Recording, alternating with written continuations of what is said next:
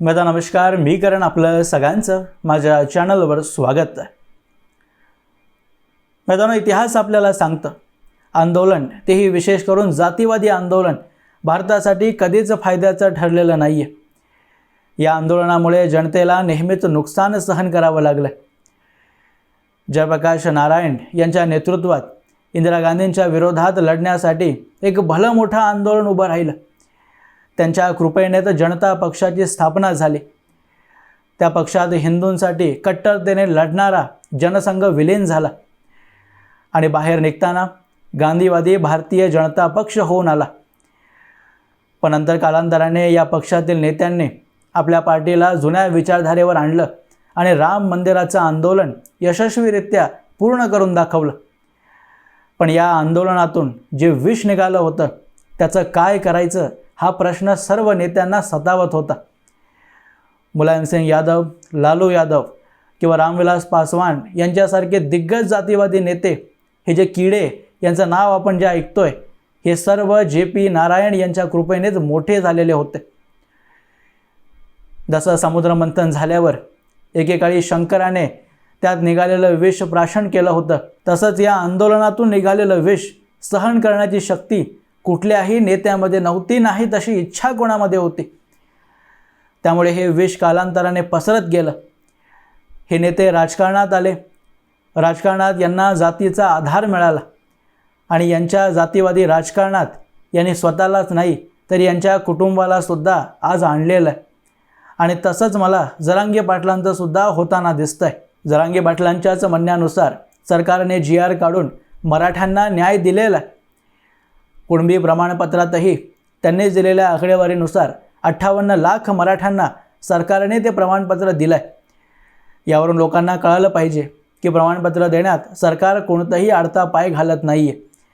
ज्यांच्याकडे पुरावे आहेत त्यांना प्रमाणपत्र मिळणारच आहे.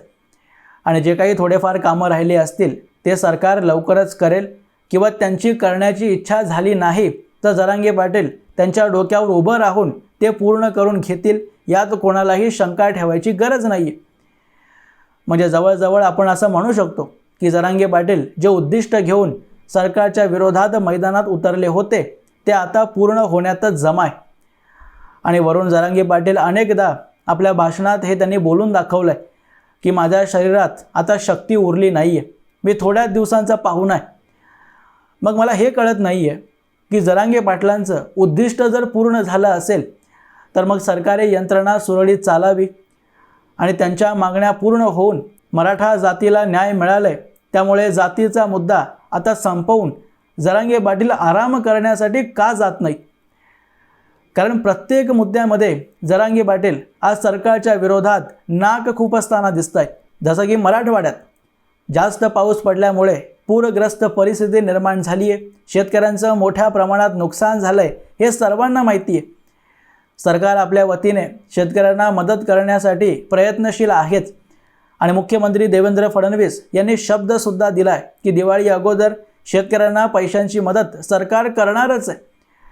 पण तरीही कारण नसताना जरांगे पाटील म्हणतात की हेक्टरी 70,000 सरकारने द्यावे आणि तेही दिवाळी अगोदरच, नाहीतर रस्त्यावर येऊ, सरकारच्या विरोधात आंदोलन करू.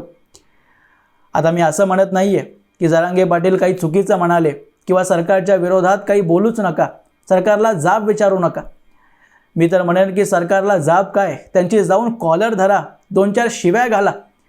पण जरांगे पाटलांसारख्या नेत्याला प्रशासकीय व्यवस्था कशी चालते याचं काडीचंही अंदाजा नाही आहे.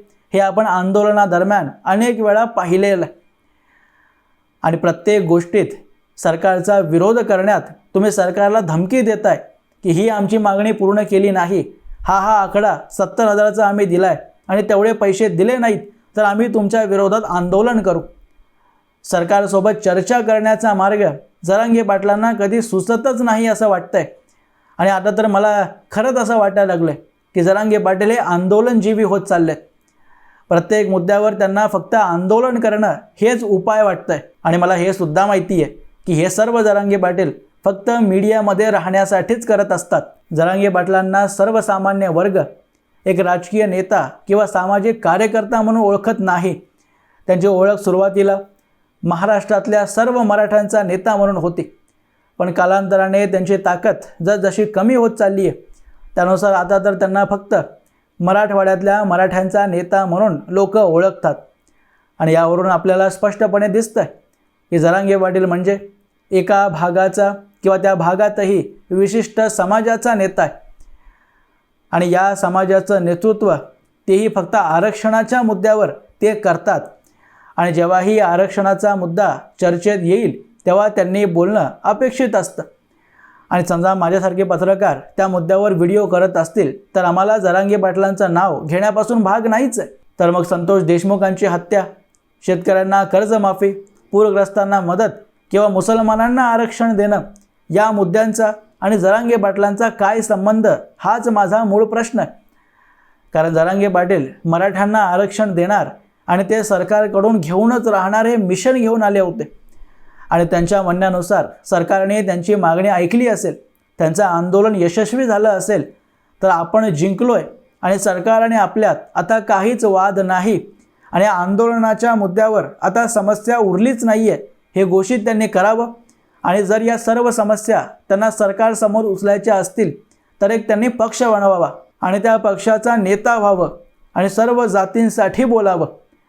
कारण मराठा जातीच्या आड लपून तुम्ही फक्त सरकारला ब्लॅकमेल करण्याचं काम करताय आणि प्रत्येक मुद्द्यावर मला बोलायचं आहे अशी इच्छा जरांगे पाटलांची झाली आहे. राजकारणात येण्याची जरांगे पाटलांची इच्छा आता कोणापासूनही लपलेली नाही आहे.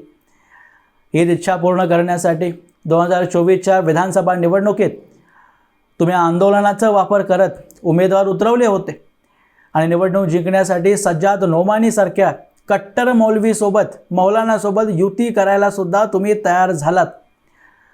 जो व्यक्ती हिंदूंना म्हणजे मराठ्यांना सुद्धा काफिर म्हणतो, बाबरी ढाचा पाडणाऱ्यांना अपराधी म्हणतो, त्या व्यक्तीसोबत तुम्ही हात मिळवणी केली. पण वेळ राहताच तुम्हाला ही सद्बुद्धी सुचली की आपले करता धरता शरद पवारांना जर आपण उमेदवार उतरवले तर नुकसान पोचू शकतं आणि त्यामुळे तुम्ही माघार घेतली. पण अजूनही कदाचित पाटलांच्या मनात राजकारणी होण्याची इच्छा कुठेतरी लपून बसलेली आहे आणि तेच करण्यासाठी जातीच्या आड लपून सरकारच्या विरोधात एक मुद्दे ते उचलत असतात. आणि यात काहीच वाईट नाही आहे. मी त्यांचा या कारणामुळे विरोध अजिबात करत नाही आहे. जातीचा उपयोग अनेक लोकांनी केला आहे. त्यात शरद पवार, लालू यादव, मुलायमसिंग यादव असे अनेक नेते आहेत. पण या नेत्यांनी कधीच मीडियासमोर येऊन आम्ही एका जातीचे आहोत हे बोलून दाखवलं नाही. निवडणूक जिंकण्यासाठी त्या जातीचं समीकरण बसवत त्या लोकांनी ती निवडणूक लढली आहे. पण आपण नेता झाल्यावर किंवा एखादं पद आपल्याला मिळालं, मुख्यमंत्री, मंत्री, त्या पदावर विराजमान झाल्यावर आपण त्याच जातीचे नेते आहोत हे त्यांनी कधीच सांगितलं नाही. आणि जरांगे पाटील ती चुकी वारंवार करतायत. पण जरांगे पाटलांमध्ये खरंच हिंमत असेल तर त्यांनी हा आरक्षणाचा बुरखा काढून राजकारणाच्या खुल्या मैदानात यावं. आणि कदाचित माझ्या मते हीच हिंमत त्यांची होत नाही आहे. आणि हा बुरखा तसाच पांघरून ठेवल्यामुळे लोक अजूनही त्यांना मराठ्यांचा नेता मानतायत. आणि त्यामुळे होतं आहे असं की त्यांच्या वागण्या बोलण्यामुळे मराठा जातीचं नाव खराब होत चाललं आहे. जी अनेक वर्षांनी बलिदान देऊन मराठ्यांनी प्रतिष्ठा कमावली आहे ती मातीमोल होत चालली आहे. आणि त्याचं एकमेव कारण जरांगे पाटील आहे. मी त्यांना खुलं चॅलेंज करतोय की त्यांनी राजकारणात यावं, शरद पवारांप्रमाणेच सर्व जातींचं नेते असल्याचं ढोंग करावं आणि निवडणूक जिंकण्यासाठी मराठा जातीचा वापर करावा. त्यात हरकत नाही आहे. पण ती निवडणूक जिंकल्यावर जे पाप तुम्ही कराल ते पाप तुमच्या डोक्यावर चढेल.